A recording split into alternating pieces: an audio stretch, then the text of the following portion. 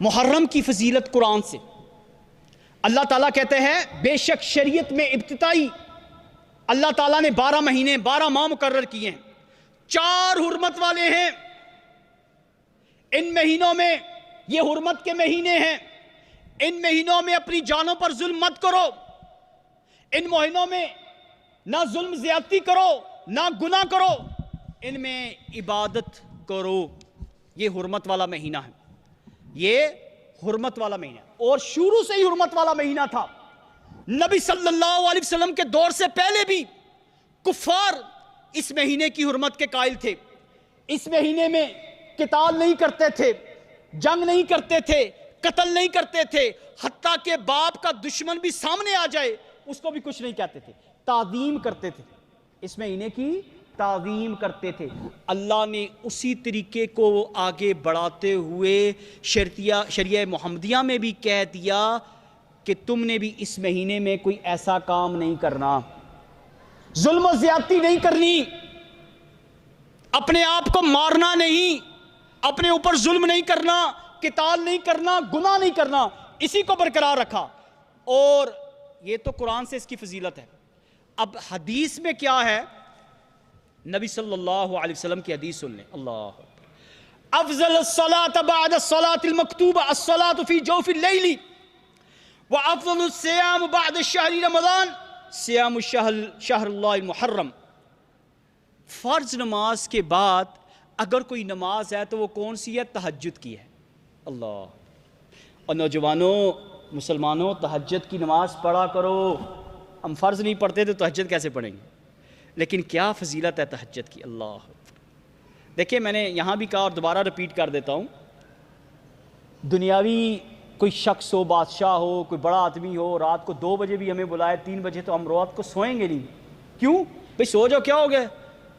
نہیں یار آج تو بلایا انہوں نے، اچھا سا سوٹ گھر والوں کو کہیں گے نکال کے دو، بڑے شیخ نے بلایا آج میری اس کے یہاں دعوت ہے، ایسے ہی ہے۔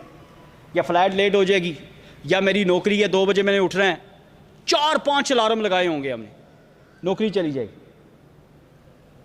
نوکری کے ڈر سے، رزق کے ڈر سے، یہ نہیں سوچتے رزق کس کے ہاتھ میں ہے، یہ نہیں سوچتے میں بندے کو خوش کر رہا ہوں اور بندے کا دل کس کے ہاتھ میں ہے، یہ نہیں سوچتے ہم، یہ نہیں سوچتے یہ مینیجر میرا ناراض ہو جائے گا، یہ میرا باس ناراض ہو جائے گا، یہ شیخ ناراض ہو جائے گا، یہ نہیں سوچتے اس باس کا، اس شیخ کا، اس بڑے کا دل کس کے ہاتھ میں ہے؟ میرے رب کے ہاتھ میں ہے۔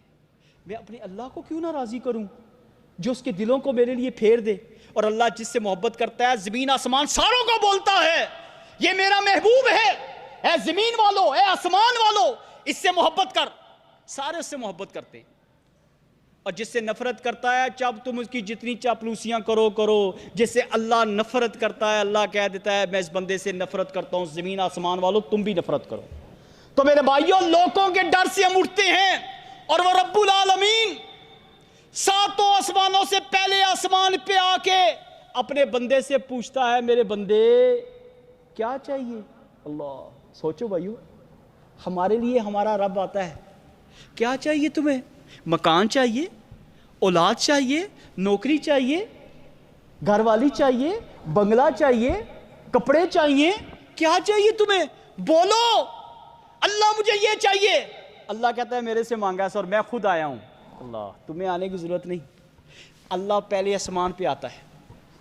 بہترین نماز تہجد کی نماز، اور اس کے بعد آپ نے فرمایا رمضان کے روزوں سے کے بعد بہترین روزہ کون سا ہے؟ محرم کا روزہ ہے، محرم کا روزہ ہے۔ اور دوسری جگہ فرمایا آپ صلی اللہ علیہ وسلم نے، آپ صلی اللہ علیہ وسلم نے فرمایا، جیسے میں نے یہاں حدیث بھی بیان کی تھی، مسلم کی حدیث ہے، عاشورہ کے روزے کے متعلق فرمایا گیا، آپ نے فرمایا کہ یہ 1 سال کے پچھلے گناہ معاف ہو جاتے ہیں، عاشورہ کے دن کے روزہ۔ اللہ، صرف 1 روزے پہ۔ اور جیسے میں نے آپ کو بتایا ہے کہ نبی صلی اللہ علیہ وسلم مدینے گئے تو دیکھا کہ یہودی روزہ رکھتے تھے۔ آپ نے پوچھا تم کیوں رکھتے ہو؟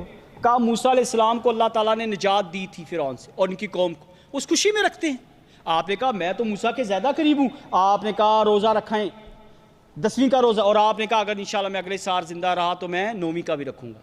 آپ نے کہا